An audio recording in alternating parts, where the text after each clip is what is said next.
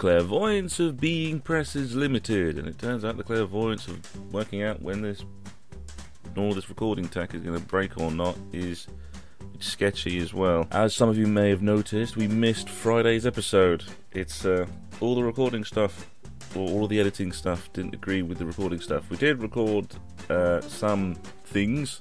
You might be able to tell the difference because of the much lower quality in the face. So here are some stories from Friday that got missed when the video didn't go up. Another one of the small releases is that the HTC Vive company have opened up the applications for developers and creative studios to get the first 1,000 batch of the Vive Trackers. For those that don't know, the Vive Trackers are a device that attaches much like a camera to a tripod. It's got the same screw threading system that you can attach to objects and more peripherals, where you can have peripherals to use within games. Two examples that are shown by HTC themselves is one is a camera peripheral which they can use as a camera, kind of like the same way the second screen system is used for the Wii, and another is used as an attachment for a gun of some sort where it can more precisely pick up the gun's movements and the gun's motions. Since the tracker was announced at CES, it has gained a lot of traction, and I am very interested in it. But the one criticism I have for it is a direction that VR and AR could go in, and that is very peripheral heavy. That has always been one concern I've always had with VR, is that it is very much based on the peripherals, and this, if becoming much more open and much more popular, could open the market to having more peripherals, like not just guns but also trackers and foot trackers and arm trackers and all sorts of things, which would lead to much more immersive experiences, but it would make the downput cost for games higher because you would need particular things to play a particular game. These last two releases are ones that do get kind of complicated, but they are two that are very much interconnected. But they also are about the video game industry and business, so time to talk about the industry. The first is from John Peedle Research. That goes along with the headline, PC gaming hardware market steamrolls forward, with them saying that through their polling and research, the PC gaming market has breached $30 million in 2016 for the first time. As they say here, comprised of pre- and DIY built gaming computers, upgrades and accessories such as displays, input devices and audio systems, the market exceeded $30 billion in 2016, and it's forecast to grow at 6% through 2019. As a note to how their research is conducted, they say right at the very end, the Worldwide PC Gaming Hardware Market Report series by John Peedle Research covers 33 countries, notebooks and desktops, DIY and accessories. It is released twice a year in 3 segments, entry-level, mid-range and high-end. As for results that came from the study, it is unsurprising that the largest proportion of the PC market is in the Asia-Pacific region, with a predicted value of $11.3 billion, with a predicted 7% increase to 2019. As for the specific groupings, India claims the largest growth rate in the entry-level market, the sub $1,000 mark. North America and Western Europe both individually lead Asia and Pacific for the high-end gaming systems for over $1,800. As for the reasons to why the PC market has grown so large, there is the normal reasons of PCs are used much more broadly than consoles, being used for work as well as gaming, but a lot of what is driving it is also the openness of the system, that being the interchangeability of PCUs, graphics cards, motherboards, etc. As John Peddle says, the president of the research firm, says at the end of the statement, PC gaming is so successful because it allows all levels of customers to participate, including those with lower budgets. Nvidia and AMD are not ignoring this opportunity, and offerings like the GTX 1050 brings powerful graphics processing for around $120. Although, with the increase of profits within the PC market, there is the one caveat that is introduced at the end of the release, saying, nevertheless, a key phenomenon JPR observes is that the ranks of PC gamers are growing in the mid and high range where ASPs are high. Also, the average PC sales is increasingly motivated by the video game use model, which is important to understand in a stagnant or declining overall PC market. As basic computing functions become more entrenched with mobile devices, the PC ultimately becomes a power user's tool.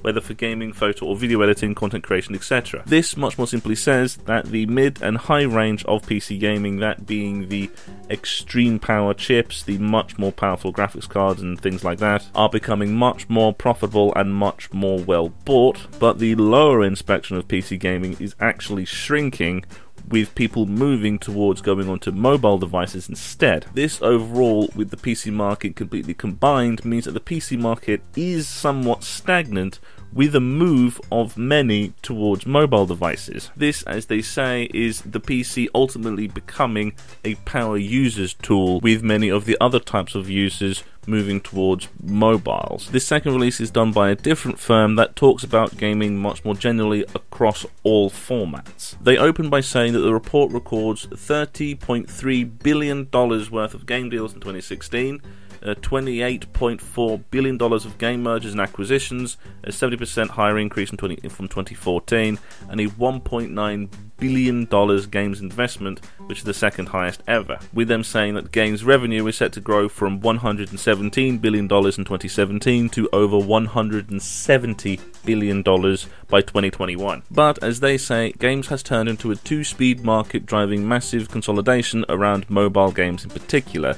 This is something that the previous report somewhat alluded to. This report that goes on to say that the consolidation around mobile games is that the revenue for mobile apps and not just games has increased by 40% in the last year, meaning that mobile development in not just games but also in general apps has increased. The leading performer for mobile apps is China, unsurprisingly. The report states that China took over 3/4 of all mobile apps revenue globally. Despite this, the mobile games revenue could slow to 14.5% through 2021, but as this report says, at the other end of the spectrum is the land of indies, where there isn't enough money yet for the big boys. VR hardware, AR games and VR games have a lot of runaway and are looked set to drive over $20 billion of revenue combined in 2021. Together with the games and tech services and mobile games, these smaller, faster sectors are where billions of dollars from VCs and corporations were invested into games in the last 12 months. This means that the tech sector, specifically the AR VR industry,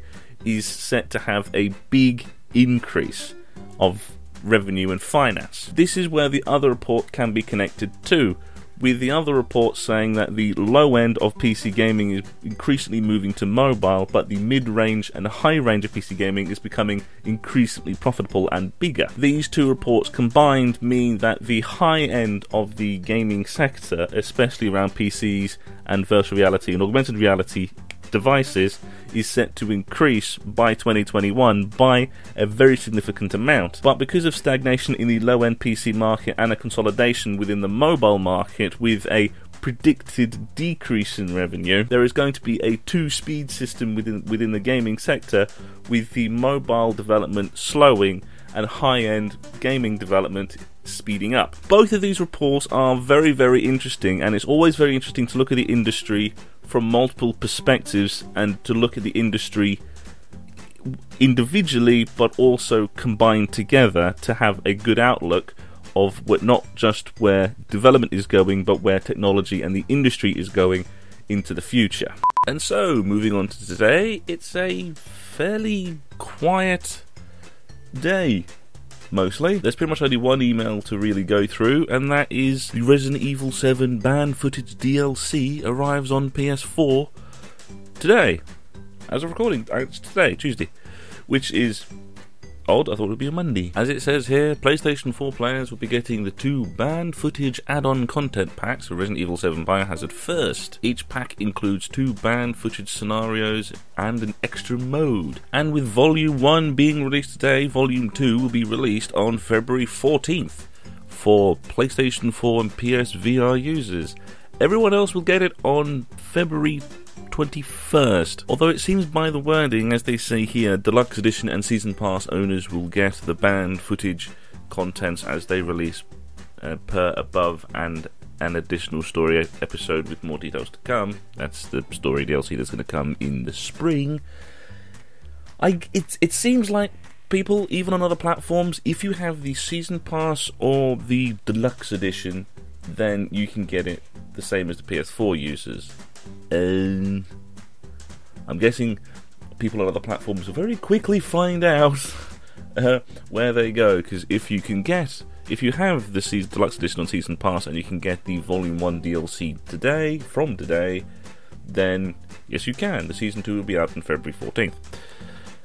If not, then not, and you'll have to wait to get both, plus the additional things that are coming with it as well, on February 22nd. And there is a very little note at the end of the release saying, finally, in spring 2017, all players will have access to the free Not a Hero content, introducing players to a separate storyline from Ethan's saga of the main game. It's basically story DLC, and it's going to be free. And it's coming out this spring, at some point. So, yeah, the PlayStation 4 owners can have the first set of DLC from today, with more DLC coming on the 14th. Everyone else will have to wait for the 21st, and then at some point in the spring, there is going to be story DLC. And at least that's going to be free. This is going to be a very quick one, but this is about a professional and public event that is over in Zurich. It is the Ludicious Festival. I think I'm hoping it looks like it's ludicious. That or ludicrous? Why would you call it ludicrous? Well, we have one called Insomniac, so I only complain about what we're calling things. It gave out a couple of awards, the Student Awards and others, but the leading award, the Ludicrous Award, or the Ludicious Award, probably guessing it's probably Ludicrous Award, was won by Reigns, the game by some set of British developers. You probably have seen it before. I've seen a bunch of YouTubers do videos and things on it. It is a very interesting game. I would very much like to play it. It seems fun, yeah, and so it seems well deserved. As for actual numbers, it says here, the exhibition in which over 50 games could be played, as well as having workshops and panels and all the other industry stuff, visited by a total number of 4,997 people, which is quite big for a small event. I like publicising very small events like this, because these small events are, well, you can usually be very local. Germany has the biggest one we cover, and that's Gamescom. That's in Cologne, quite a fair bit away from Zurich. Surprisingly, that's it in regards to big news. There is a lot of releases coming up as well, because we're getting into that sort of February push. There's a lot of esports stuff going on, but it's either connected to the behind the scenes stuff with esports, like there's a event by one of the esports competition regulators in Vegas going on soon, but it's much more the industry regulator for esports, unless they're really interested. Nah, it's one of those it's one of those very die-hard things. And so, on the topic of games coming out, this is the All Formats UK chart for the week ending January 28th. Unsurprisingly, Capcom has had a big boost, with Resident Evil 7 Biohazard soaring into number 1. I would say unsurprisingly. Turns out Capcom was kind of surprised, which was weird.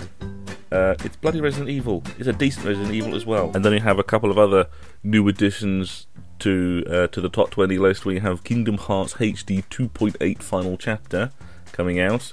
I like the Kingdom Hearts things. Shame they only come out on PlayStation though. And then we have Yakuza 0 flying into number 8, and Tales of Berseid coming in at number 14, and Guitar Hero Live right in the very bottom, coming in at number 20. Then comes the all-format releases for this coming week, including the Monday. We have Edo Imperium for Mac and PC, I Love Hugh for Android and iOS, Samurai Sword VR for PC, Tears Revlude for PC, all coming out on Monday, yesterday. Then for the 31st, we have Conan Exiles, Gravity Ride for PC, both for PC, Knee Deep for PS4, Life of Black Tiger for PS4, Video Kid for PC, Treasure of a Blizzard, Total Whiteout, and Vidya for PC, coming out today. Then you have the very strangely titled January 2017, so it's games that are going to come out probably this month.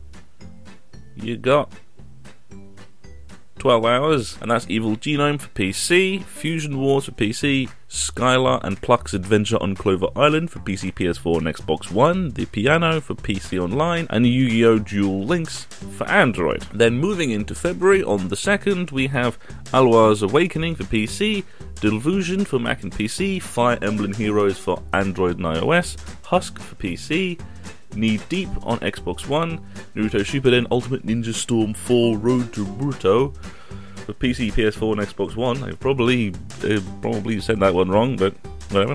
Pixel Heroes Bite and Magic for Xbox Online, and Poochie and Yushi's Woolly World for 3DS. That is the news for this week, mostly consisting of news from last Friday, from a missed episode. Hopefully that doesn't happen again. We're recording everything. I'm using different programs now, keeping it simple with a lot less, cutting a lot of programs out of it, which is a little bit of a pain in the ass because some are temperamental about changing windows. Either way, thank you for watching.